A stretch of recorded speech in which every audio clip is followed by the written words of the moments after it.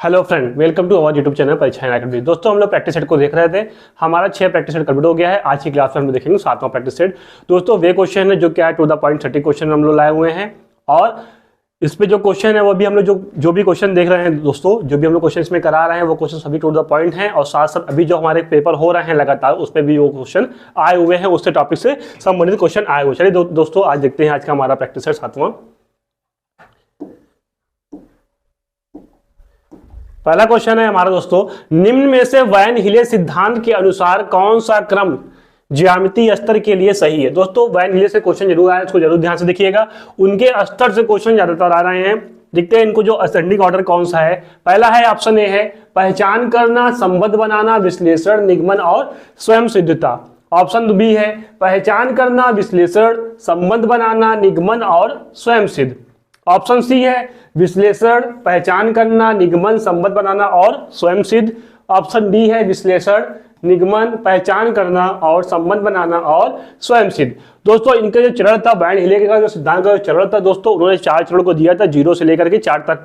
तो पहला चरण उनका था पहचान करना, दूसरा था विश्लेषण करना, तीसरा था संबंध बनाना, चौथा था निगमन और 5वां था स्वयं सिद्ध। दोस्तों, इसका ऑप्शन सी जो होगा वो हमारा करेक्ट होगा।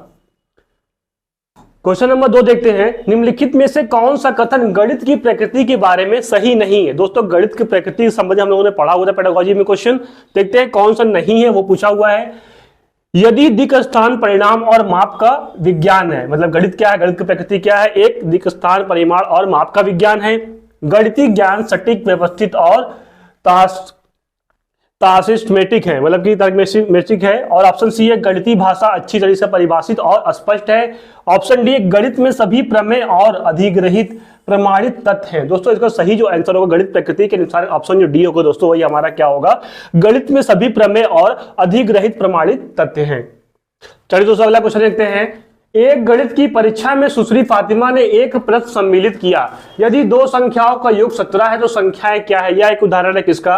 ऑप्शन ए है बहुविकल्पी चयनित प्रश्न, ऑप्शन बी है संदर्भात्मक प्रश्न, ऑप्शन सी है बंद सिरे वाले प्रश्न और ऑप्शन डी क्या है दोस्तों, मुक्त सिरे वाले प्रश्न। क्वेश्चन क्या है, यदि 2 संख्याओं का योग 17 है। इस प्रकार के प्रश्न क्या है दोस्तों, ये हमारे मुक्त सिरे वाले प्रश्न। इसके क्या होते हैं, एक से अधिक उत्तर होते हैं। जैसे क्या है, 2 संख्याओं का योग कितना कहा गया, 17 कहा गया, मतलब कि जोड़ने पे क्या हो जाएगा, 1 16 17 हो जाएगा, 2 15 17 हो जाएगा, 3 14 17 हो जाएगा, 10 7 17 हो जाएगा। ये क्या है, हमारे एक से अधिक उत्तर वाले प्रश्न जो होंगे वो हमारे क्या होते हैं, मुक्त सिरे वाले प्रश्न। दोस्तों, ऑप्शन जो डी होगा वो हमारा क्या होगा, करेक्ट होगा। क्वेश्चन नंबर 4 है, निम्नलिखित कथनों पर विचार करें और सही विकल्प का चयन करें। ऑप्शन ए क्या है, मानदंड संदर्भिक आकलन विद्यार्थियों का किसी मानदंड के आधार पर मूल्यांकन करता है। ऑप्शन बी है मानक संदर्भिक आकलन नैदानिक परीक्षण और उपचारात्मक शिक्षण में उपयोगी है। ऑप्शन ए क्या है, केवल बी सही है, केवल ए सही है, ए बी दोनों गलत है और ए और बी दोनों सही है। दोस्तों, मानदंड में क्या कहा गया है, संदर्भिक आकलन विद्यार्थियों का किसी मानदंड के आधार पर मूल्यांकन करता है। दोस्तों, ये सही है। संदर्भिक आकलन नैदानिक परीक्षण और उपचारात्मक शिक्षण में उपयोगी। दोस्तों, ये नहीं सही होगा। हमारा जो ऑप्शन ए सही है, किस ऑप्शन में है, तो ऑप्शन जो बी है वो हमारा दोस्तों क्या होगा, करेक्ट होगा। क्वेश्चन नंबर 5 क्या है, मनप्रीत के पास अच्छी गणितीय तर्कणा विवेचना है, इसलिए उसके पास होगी, क्या होगी, तार्किक और व्यवस्थित रूप से सोचने की क्षमता। ऑप्शन बी है परिभाषा को पुनः स्मरण करने की क्षमता। ऑप्शन सी है त्रुटिहीन गणना करने की क्षमता। ऑप्शन डी है सही गणितीय सूत्रों को याद करने की क्षमता। तो दोस्तों, मनप्रीत जो है उनके पास क्या है, एक गणितीय तर्कणा अच्छी है, क्या है, इनके पास क्या होगी, तार्किक और व्यवस्थित रूप सोचने की क्या हो जाएगी, क्षमता भी क्या होगी, अच्छी होगी। तो दोस्तों, ऑप्शन जो ए होगा वो हमारा करेक्ट होगा। क्वेश्चन नंबर 6 है, कोठारी आयोग 1964-66 के अनुसार कक्षा 1 से कक्षा 10 तक के छात्रों के लिए गणित एक अनिवार्य विषय होना चाहिए जो कि सामान्य शिक्षा का हिस्सा हो। ऑप्शन बी है यह केवल कल्पना है कि गणित छात्रों में मानसिक कौशल, अनुशासन, सांस्कृतिक, सामाजिक और नैतिक मूल्यों को विकसित करता है। ऑप्शन सी है गणित छात्रों में विश्लेषणात्मक तर्क, चिंतन, आत्मविश्वास और मनोभावों को विकसित करता है। ऑप्शन डी है दोस्तों, प्रत्येक छात्र गणित में अमूर्तता नहीं समझ सकता है, अतः कक्षा 8वीं के बाद उसे वैकल्पिक विषय के रूप में रखना चाहिए। दोस्तों कोठारी आयोग जो था 1964-66 में आया था, इनके अनुसार उन्होंने क्या कथन कहा था, कक्षा 1 से कक्षा 10 तक के छात्रों के लिए गणित क्या होना चाहिए, एक अनिवार्य विषय होना चाहिए जो कि सामान्य शिक्षा का हिस्सा हो। दोस्तों इसका ऑप्शन जो ए होगा वो हमारा करेक्ट होगा। निम्नलिखित में से कौन सा संख्या ज्ञान के विकास के संबंधित नहीं है? दोस्तों नहीं पूछा हुआ है तो क्या हो जाएगा हमारा, पंक्तिबद्धता दोस्तों ये तो होता है, पदानुक्रम समावेशन दोस्तों ये भी होता है, वर्गीकरण ये भी होता है, लेकिन क्या होता है आत्म केंद्रित, दोस्तों ये क्या होता है आत्म केंद्रित, किसके अंदर, संख्या ज्ञान के अंतर्गत नहीं होता। दोस्तों जो हमारा ऑप्शन डी होगा वो हमारा करेक्ट होगा। अगला क्वेश्चन देखते हैं, गणितीय भाषा सहायक होती है, गणितीय भाषा सहायक होती है किसमें? ऑप्शन ए है समस्या समाधान कौशल को विकसित करने में, ऑप्शन बी है संप्रेषण और वाचन कौशल को विकसित करने में, ऑप्शन सी है तार्किक कौशल को विकसित करने में। अब ऑप्शन देखिए 3 दिया हुआ ए बी सी, विकल्प चुनना है कौन सा सही होगा, ए बी, ए सी या ए और सी।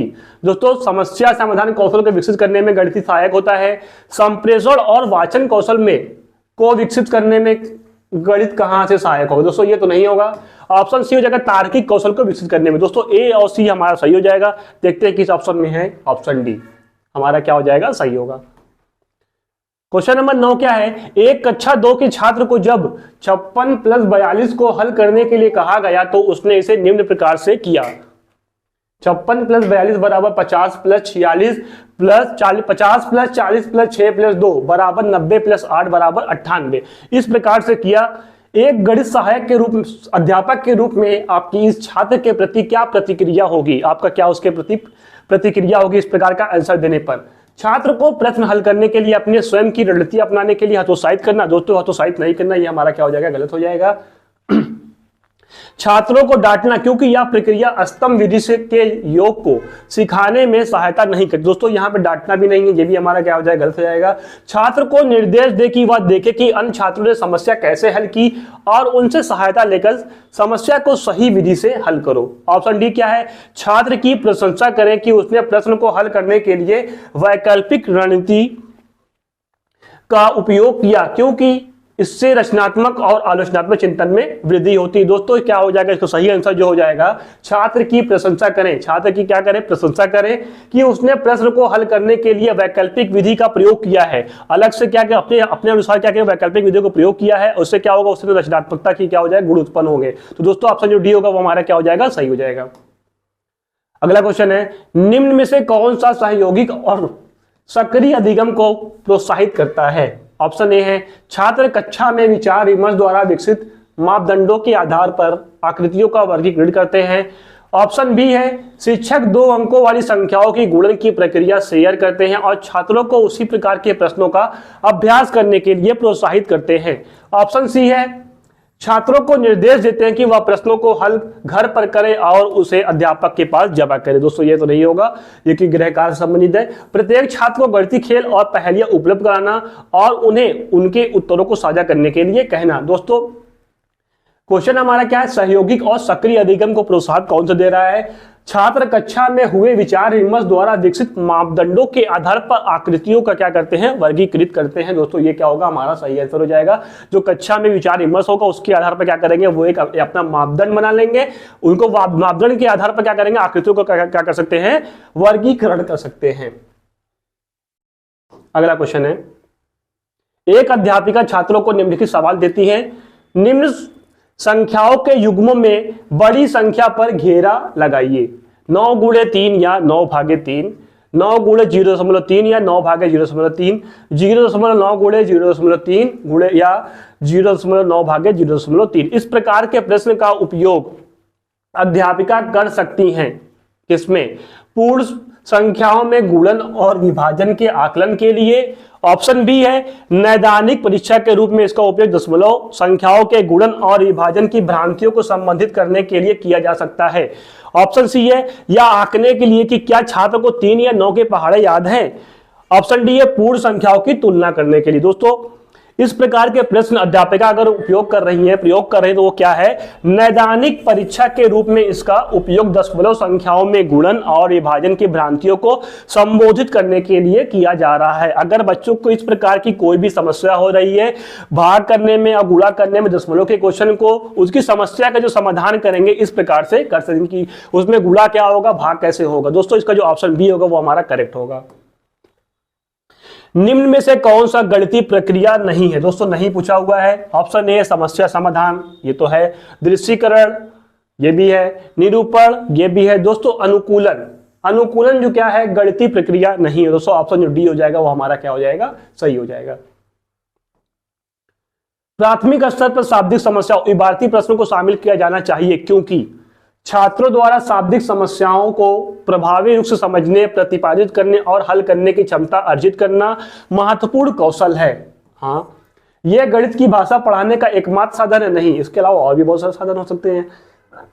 शाब्दिक समस्याओं का निरंतर प्रयोग विद्यार्थियों को अंग्रेजी भाषा में निपुण बनाता है नहीं, यह हल करने में आसान होती है, इसलिए विद्यार्थियों को गणित में बेहतर अंक प्राप्त करने में मदद करती है। दोस्तों इसका सही आंसर क्या होगा, प्राथमिक स्तर पर अगर शाब्दिक प्रश्न लाया जा रहा है तो वो छात्रों द्वारा शाब्दिक समस्याओं को प्रभावी रूप से समझने, वो जो प्रश्न हो उसको रूप से समझने, प्रतिपादित करने और हल करने की क्षमता को क्या करें, अर्जित करने का महत्वपूर्ण कौशल है। दोस्तों इसका जो ऑप्शन जो ए हो जाएगा वो हमारा करेक्ट होगा। क्वेश्चन नंबर 14 है, प्राथमिक स्तर पर शाब्दिक समस्याओं को शामिल किया जाना चाहिए क्योंकि छात्रों द्वारा शाब्दिक समस्याओं को प्रभावित। दोस्तों ऑप्शन जो रिपीट हो गया है, अगला देखते हैं। गणित शिक्षण में सांप और सीढ़ी के खेल का उपयोग अत्यधिक उपयुक्त होगा उन अवधारणाओं को विकसित करने के लिए जो संबंधित है। ऑप्शन ए क्या है, मापन, संख्याओं, आकृतियों और ज्यामितीय। सांप और सीढ़ी का खेल किसमें होता है दोस्तों, का उपयोग अत्यधिक उपयुक्त किसमें होता है, वो जो होता है दोस्तों संख्याओं में। ऑप्शन जो बी होगा दोस्तों क्या होगा, इसका करेक्ट होगा। अगला क्वेश्चन देखते हैं। क्वेश्चन नंबर 16 क्या है, निम्नलिखित में से कौन सा चरण बच्चों में प्रतिमान पैटर्न के अवधारणात्मक विकास का उच्चतम स्तर प्रदर्शित करता है। ऑप्शन ए क्या है, पैटर्न की पहचान करना, पैटर्न का विस्तार करना, पैटर्न की नकल करना और नए पैटर्न का सृजन करना। दोस्तों यहाँ पे सृजन करना वो क्या कर रहा है, अवधारणात्मक विकास के बारे में कह रहा है, तो क्या कर नए पैटर्न का सृजन करना क्या होगा, इसका सही आंसर हो जाएगा ऑप्शन डी जो होगा हमारा करेक्ट होगा। त्रुटियां गणित में एक महत्वपूर्ण भूमिका निभाती हैं, यह वाक्य गलत है क्योंकि त्रुटियां गणित के प्रति लापरवाही वाली अभिवृत्ति को दर्शाती हैं। नहीं, गलत है।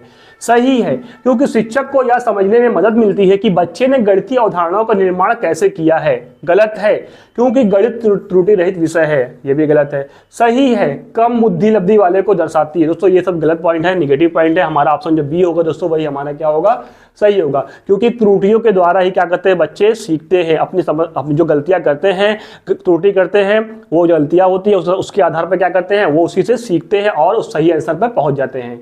अगला क्वेश्चन देखते हैं। छात्रों को जब दो भिन्नों का योग करने के लिए कहा जाता है तब बहुधा इस साधारण त्रुटि का सामना होता है, वे अंश को अंश में जोड़ देते हैं और हर को हर में। जैसे 1/2 प्लस 2/3, तो वो क्या करेंगे, अंश को अंश में जोड़ देते हैं और हर को हर में। इस भ्रांति का संभावित कारण क्या हो सकता है। ऑप्शन ए है अध्यापक की संकलनात्मक समझ में कम, कक्षा में छात्रों के साधन में कमी। ऑप्शन सी है योग में सीखे गए तथ्यों को सामान्यीकरण भिन्नों पर लागू करना। ऑप्शन डी है शिक्षण अधिगम सामग्री की सुलभता से प्राप्त नहीं हो पाना। दोस्तों अगर एक बच्चे किसी इस प्रकार की गलतियां अगर कर रहे हैं तो वो उसका सही आंसर क्या हो जाएगा, योग में किए गए तथ्यों को सामान्यीकरण भिन्नों में लागू वो नहीं कर पा रहे। दोस्तों जिसका ऑप्शन जो सी होगा वो हमारा क्या होगा, करेक्ट। चलिए दोस्तों अगला क्वेश्चन देखते हैं। क्वेश्चन नंबर 19 क्या है, छात्रों की आंकड़ों के संग्रहण की समझ के आकलन के लिए सर्वाधिक उपयुक्त रचनात्मक कार्य क्या है। ऑप्शन ए है कक्षा में विचार विमर्श, ऑप्शन बी है वर्ग पहेली, ऑप्शन सी है सर्वेक्षण पर आधारित परियोजना और ऑप्शन डी क्या है दोस्तों, भूमिका अभिनय। क्वेश्चन क्या है, आंकड़ों के संग्रह, आंकड़े बच्चे कहां से, मतलब कि छात्रों की आंकड़ों के संग्रह की समझ को आकलन, मतलब कि बच्चों में क्या है आंकड़ों के संग्रह संबंधी क्या समझ को विकसित करना है। तो उसके लिए सबसे बेस्ट ऑप्शन क्या हो जाएगा दोस्तों, कक्षा में विचार विमर्श, क्या कक्षा में विचार विमर्श करके आंकड़ों के संग्रह के बारे में बता सकते हैं। ऑप्शन बी है वर्ग पहली के द्वारा बताया जा सकता है, उनके अंदर क्या कर सकता है, आकलन की समझ विकसित की जा सकती है। ऑप्शन सी सर्वेक्षण पर आधारित परियोजना, और ऑप्शन डी है भूमिका अभिनय। दोस्तों इसका सही आंसर क्या हो जाएगा, सर्वेक्षण पर आधारित परियोजना। जब ये बच्चे क्या करेंगे, इस प्रकार के जब क्वेश्चन को देखेंगे सर्वेक्षण पर आधारित परियोजना के अंतर्गत क्या हो जाएगा, जब वो कर लेंगे तो समझ क्या हो जाएगी उनकी, विकसित हो जाएगी किसके अंतर्गत, आंकड़ों के संग्रह में। अब उसका आंसर क्या हो जाएगा, सी सही हो जाएगा। अगला क्वेश्चन है, प्राथमिक स्तर पर छात्रों को गणितीय क्रियाकलापों में व्यस्त रखना बहुत तरीकों में सहायक हो सकता है, जैसा कि छात्रों को कई अमूर्त अवधारणाओं का अन्वेषण करने और परिकलन रणनीतियों को सीखने के अवसर प्रदान करता है, समय सारणी में दिए गए खाली कलांशों का उपयोग करने में सहायता करता है। ऑप्शन सी है छात्रों को उनकी गणितीय समझ एवं विवेचन को और गहन करने में सहायता करता है, और ऑप्शन डी है दोस्तों संकलित आकलन के उपकरण का कार्य करता है। दोस्तों क्या इसमें ऑप्शन कोड दिया हुआ है, हमारा जो पहला क्या है अन्वेषण करना है, ये सही है। ये देखिए हमारा क्या है, समय सारणी में दिए गए कालांशों का उपयोग करने में सहायता करता है, ये भी नहीं, गलत होगा। छात्रों को उनकी गणितीय समझ एवं विवेचन को गहन करने में सहायता करता है, दोस्तों हाँ यह सही है। संकलित आकलन के उपकरण का कार्य करता है, दोस्तों ये गलत हो जाएगा। हमारा ए और सी सही है, देखते हैं किस ऑप्शन में दोस्तों। तो हमारा ऑप्शन जो डी है वही हमारा क्या होगा, सही होगा। क्वेश्चन नंबर 21 है, ज्यामिति को गणित का एक महत्वपूर्ण क्षेत्र माना गया है और प्राथमिक गणित का यह अभिन्न भाग होना चाहिए। ऐसा इसलिए है क्योंकि सभी छात्र ज्यामिति में अच्छे अंक प्राप्त करते हैं, क्योंकि यह सरल समझने में क्या है, सरल है। ऑप्शन बी है ज्यामिति गतिविधि उन्मुख है और खेलने में समय देती है, खेलने का समय देती है। ऑप्शन सी क्या है, कुछ प्रसिद्ध गणितज्ञों ने ज्यामिति के विकास में सहयोग दिया है। ऑप्शन डी है ज्यामिति के अनुभव दैनिक जीवन में अधिगम और गणितीय विचारों और अवधारणाओं के अधिगम और दृश्यीकरण में क्या करते हैं, सहायता करते हैं। दोस्तों इसका सही आंसर क्या हो जाएगा, ऑप्शन डी ज्यामिति के अनुभव जो होते हैं दैनिक जीवन में हमारे रोजमर्रा के अधिगम में और गणितीय विचार एवं अवधारणाओं के अधिगम और दृश्यीकरण में क्या करते हैं, सहायता करते हैं। दोस्तों इसका ऑप्शन जो डी होगा वो करेक्ट होगा। सुश्री श्रेया एक प्राथमिक कक्षा की गणित अध्यापिका अपने शिक्षार्थियों को 2 अंकों वाली संख्याओं का योग पढ़ाने के लिए विविध विधियों का प्रयोग करती है, जैसे कि क्या है 2 प्लस, ये यहां पर गलत हो गया है, 23 प्लस 40 बराबर 60, और हो जाएगा 2 प्लस 20 प्लस 3 और 40 प्लस 60 बराबर हो जाएगा आपका 60 प्लस 9 बराबर 99। ठीक है, अगला क्या है 23 प्लस 46 बराबर 20 प्लस 3 40 प्लस 6 बराबर क्या हो जाएगा 20 प्लस 40 प्लस 3 प्लस 6 बराबर क्या हो जाएगा 60 प्लस 9 बराबर 69। इस प्रकार के वो कार्य करा रही हैं। उनकी शैक्षिक विधि के लिए निम्न में से कौन सा कथन अत्यंत उपयुक्त, सबसे बेस्ट ऑप्शन बताना है कौन सा होगा। ऑप्शन ए है वह केवल गणितीय संचरण पर बल दे रही है, सिर्फ केवल आगे देखिए ये कट हो जाएगा सीधे। वह अपने छात्रों को गणित में प्रश्नों को हल करने के लिए विविध उपागमों को प्रस्तुत कर रही हैं, अलग अलग प्रकार से विविध क्या उपागम का प्रयोग कर रही हैं। वह बहुल विधियों का उपयोग करके छात्रों को भ्रमित कर रही नहीं, एक प्रश्न को हल करने के लिए वह अधिक समय का व्यर्थ कर रही है। दोस्तों ये भी गलत हो जाएगा। हमारा जो ऑप्शन जो बी होगा दोस्तों वो क्या होगा, करेक्ट होगा। वह अपने छात्रों को गणित में प्रश्नों को हल करने के लिए विविध उपागमों को प्रस्तुत कर रही हैं। ऑप्शन जो डी बी होगा वो हमारा करेक्ट होगा। क्वेश्चन नंबर 23 क्या है, कंचों के खेल में रेणु 4 कंचे हार जाती हैं, उसके पास 7 कंचे बचे, उसने कितने कंचों के साथ खेल शुरू किया था। उपरोक्त कथन उदाहरण है किसका, योग पर संदर्भात्मक प्रश्न का, खुले सिरे वाले प्रश्न का, बहुविकल्पी प्रश्न का, या व्यवकलन पर संदर्भात्मक प्रश्न का। दोस्तों उसके पास 4 कंचे हार जाती है, उसके पास 7 कंचे बचे हैं, तो दोस्तों ये क्या हो जाएगा, योग पर संदर्भात्मक प्रश्न का ये क्या हो जाएगा, उदाहरण है। ऑप्शन जो ए होगा दोस्तों वो हमारा करेक्ट होगा।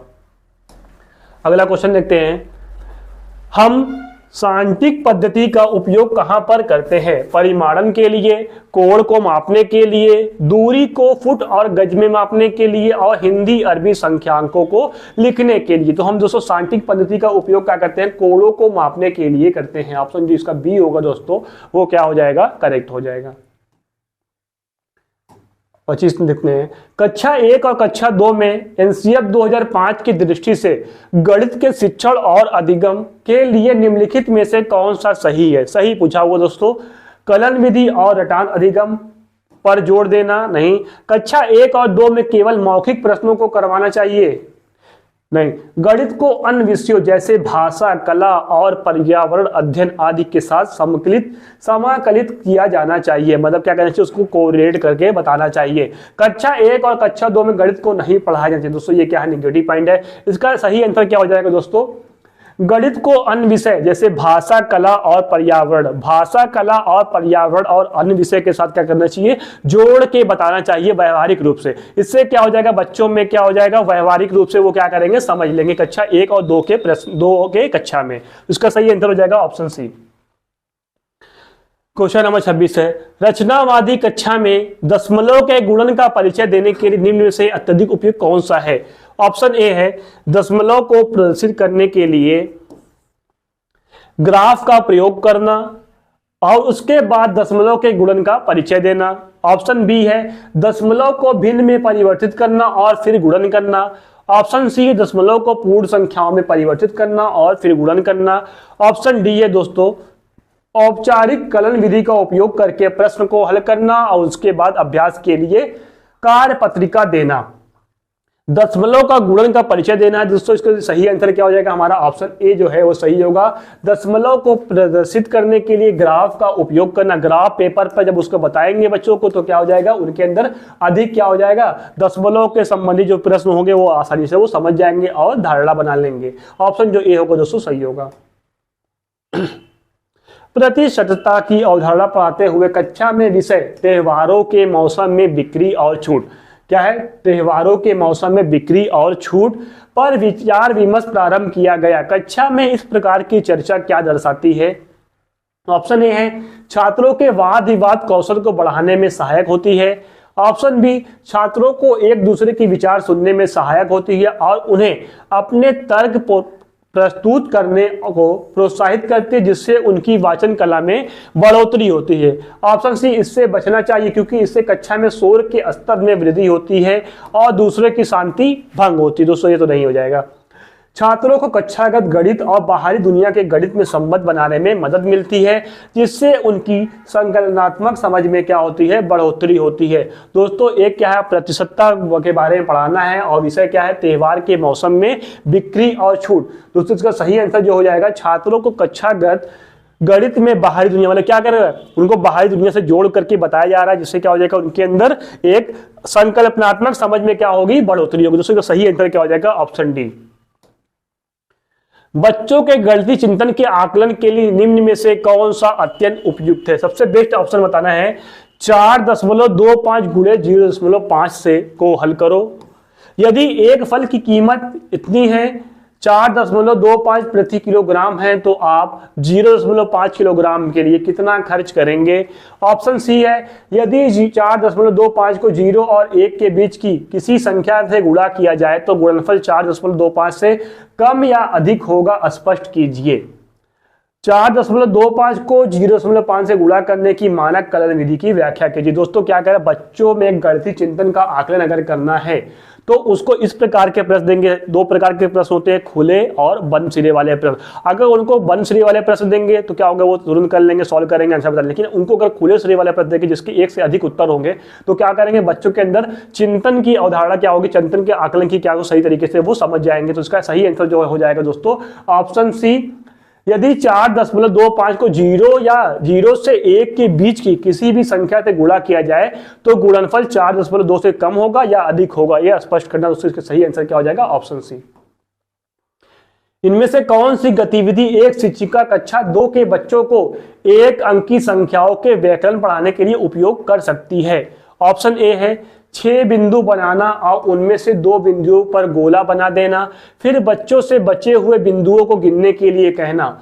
यही गतिविधि समान प्रकार के उदाहरणों से दोहराना। ऑप्शन बी क्या है, श्याम पट पर 6 - 2 = 4 लिखना और बच्चों को उसे 10 बार अपनी कॉपी में लिखने के लिए कहना।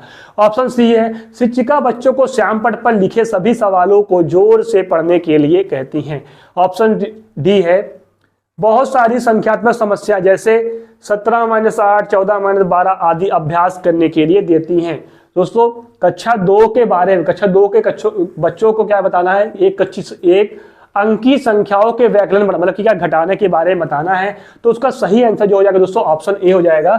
6 बिंदु बनाना, 6 बिंदु बना देना है, उनमें से 2 बिंदुओं पर गोला बना देना है, फिर बच्चों से बचे हुए बिंदु को गिनने के लिए कहना। ये क्या हो जाएगा, गतिविधि आधारित शिक्षण हो जाएगा। तो हमारा ऑप्शन जो ए हो जाएगा वो क्या होगा, करेक्ट होगा।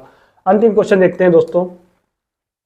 रेहाना गणित की एक अच्छी अध्यापिका बनना चाहती हैं। गणित की अच्छी अध्यापिका बनने के लिए उसमें होना चाहिए छात्रों को गणित ओलंपियाड के लिए तैयार करने के कौशल, ऑप्शन बी है संकल्पनात्मक समझ और गणितीय ज्ञान को वास्तविक जीवन से संबंधित करने की क्षमता, ऑप्शन सी सिद्धांतों और सूत्रों को स्मरण करने की क्षमता, ऑप्शन डी है मानसिक गणित की समस्याओं को हल करने की क्षमता।